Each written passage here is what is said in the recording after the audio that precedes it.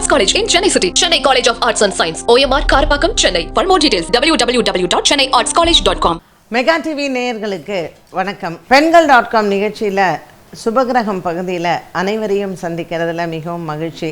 இன்றைக்கி நம்ம எதை பற்றி பேச போகிறோன்னா, வரக்கூடிய ஆடி 18ஆம் பெருக்கு ஆகஸ்ட் மாதம் 3ஆம் தேதி இந்த ஞாயிற்றுக்கிழமை ஆடி 18ஆம் பெருக்கு வருது.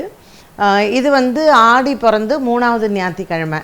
ஸோ இந்த ஞாயிறு பார்த்திங்கன்னா நிறைய பேர் அம்மன் ஆலயத்தில் 3வது வாரம் கூழ் ஊற்றுறது அப்படிங்கிறது ரொம்ப சிறப்பாக செய்வாங்க. இந்த கூழ் ஊற்றுறதோடு சேர்ந்து இந்த 18ஆம் பெருக்கும் நமக்கு சேர்ந்துருக்கு. ஸோ இந்த 18ஆம் பெருக்கு பார்த்திங்கன்னா ஜென்ரலாக அம்மனுக்கு சீமந்தம் பண்ணுறது அப்படின்னு சொல்லுவாங்க.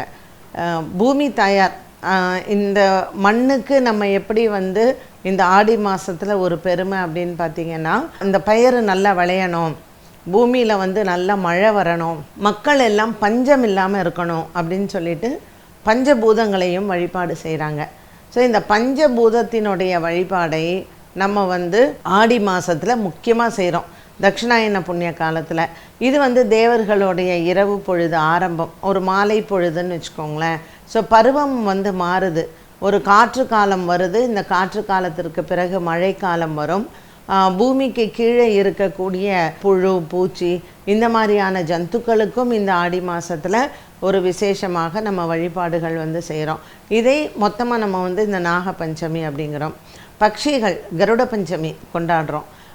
இந்த ஆடி மாதத்தில் எப்படி மண்ணுக்கு பெருமையோ அதே மாதிரி நீருக்கும் பெருமை. ஆடி 18ஆம் பெருக்கு அப்படிங்கிறது நம்ம நீருக்கு தான் பெருமை. அன்றைய நாளில் ஆறுகளில் பார்த்திங்கன்னா வெள்ளப்பெருக்கு அதிகமாக இருக்கும். அந்த வெள்ளப்பெருக்கு அந்த 18ஆம் தேதி தான் அந்த பெருக்கு ஆரம்பம்.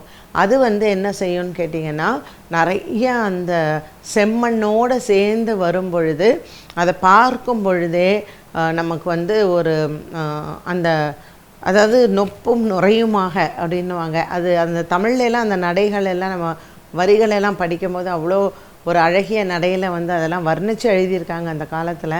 அந்த ஆறில் அந்த வெள்ளப்பெருக்கு அந்த களிம அந்த நம்மளுடைய செம்மண்ணோடு சேர்ந்து வருது பார்த்திங்களா, அந்த ஆற்றில் வரக்கூடிய வெள்ளத்திற்கு தான் அப்போல்லாம் பூஜை பண்ணியிருக்காங்க. எப்பொழுதுமே எங்களுக்கு வற்றாத நீர் இது வரணும் அப்படின்னு சொல்லிட்டு. ஸோ காதோலை கருகுமணி ஆற்றில் தீபம் ஏற்றுவது இதெல்லாம் பூஜை பண்ணி சுமங்கலி பெண்கள் அவங்களுடைய திருமங்கல்யத்தில் கயிறு மாற்றுறது ஒரு சில இனத்தவர்கள் செய்கிறாங்க. எல்லாருமே அது பண்ண மாட்டாங்க. பட் ஒரு குலத்திற்கு அது அன்றைய நாளில் திருமங்கல்ய சரடு மாற்றக்கூடியதாக இருக்கும். இந்த ஆடி 18ஆம் பெருக்கு பழைய காலத்தில் எப்படின்னு கேட்டிங்கன்னா, குறிப்பாக ஒரு கிராம மக்கள் எல்லாரும் கூடி ஒரு என்டர்டெயின்மெண்ட் மாதிரி இருந்தது. இப்போ நம்மெல்லாம் ஒரு மாலுக்கு போகிறோம், சினிமா போகிறோம், நமக்கு பொழுது போகிறதுக்காக எத்தனையோ விஷயங்கள், பாட்டு கேட்குறோம், டிவி பார்க்குறோம், எல்லாம் பண்ணுறோம். பட் நம்ம பண்டைய மக்கள் அவங்களுக்கு ஒரு உறவினர்கள் கூடக்கூடிய ஒரு நாள், நம்ம சொந்த பந்தங்களை எல்லாம் பார்க்கறது, நண்பர்களை பார்க்கறது, இப்படி எல்லாத்துக்குமா சேர்த்து இந்த ஆற்றங்கரையில் மாலை பொழுதில் தீபம் ஏற்றி காதோல கருகமணி வச்சு ஆற்றில் பாடல்கள் எல்லாம் பாடி அதுக்கப்புறம் அவங்க என்ன பண்ணுறாங்க, எல்லோரும் ஒன்றா உட்காந்து கலந்த சாதம் பண்ணி சாப்பிட்றாங்க. ஸோ அன்றைக்கி என்னன்னு கேட்டிங்கன்னா, வீட்லேயுமே கூழ் ஊற்றுறாங்க, அம்மனுக்கு படைக்கிறாங்க, இதெல்லாம் செய்கிறாங்க இல்லையா. 18ஆம் பெருக்கு அன்னைக்கு கலந்த சாதம் செய்வாங்க, 3, 5 அப்படின்ட்டுன்னு. நம்ம எப்படி ஒரு சீமந்தத்திற்காக நம்ம வீட்டில் பெண்ணுக்கு சீமந்தம்னா கலந்த சாதம் பண்ணுறோம் இல்லையா, அதுபோல் அந்த ஆடி 18ஆம் பெருக்கு அன்னைக்கு கலந்த சாதம்லாம் பண்ணி காவேரி தாயாருக்கு படையல் மாதிரி செய்வாங்க. அந்த கங்கைக்கு படையல் செய்வாங்க. ஸோ எலுமிச்சம்பழ சாதம், தேங்காய் சாதம், சர்க்கரை பொங்கல், அப்புறம் புளியோதரை, தயிர் சாதம், 5 சாதமும் செய்வாங்க. இதில் சோம்பேறித்தனம் இல்லாமல் செய்யணுன்னா 5 சாதமும் செய்யணும். ஒரு சிலர் என்ன பண்ணுவாங்கன்னா, ஒரு 3 சாதம் மட்டும் கலந்துக்கிறது, இல்லை ஒரே ஒரு எலுமிச்சம்பழ சாதம் மட்டும் செஞ்சு நெய்வேத்தியம் மாதிரி அவங்க செய்யறது உண்டு. ஸோ நம்ம வீட்டில் இப்போல்லாம் ஆற்றங்கரை அப்படிங்கிறது கிராம மக்கள் தான் செய்கிறது. இப்போ நம்ம இங்கே சென்னையில் இல்லை நம்ம ஒரு ஆறுகள், நதிகள், கடல் இது மாதிரி இல்லாத இடங்களுக்கு நம்ம என்ன பண்ண முடியும் இல்லையா. அதனால் நம்ம கிணறு இருந்துச்சுன்னா கிணத்தடியில் வந்து இலை போட்டு இந்த சாதம் எல்லாம் வச்சு ஜல பூஜை வந்து பண்ணுறது. ஸோ இந்த தீர்த்தத்துக்கு தண்ணிக்கான ஒரு பூஜை தான் வந்து ஆடி 18ஆம் பெருக்கு. உங்கள் வீடுகளில் நீர்நிலைகள் எது போர் வச்சுருந்தீங்கன்னா அந்த போருக்கு வந்து பக்கத்தில் ஒரு தீபம் ஏற்றி அந்த நீர் வருது இல்லையா போரு, அதில் வந்து 2 பூவை போட்டு கற்பூர ஆரத்தி காமிக்கிறது. இங்கே சென்னையில் வந்து இதுதான் பண்ணணும்.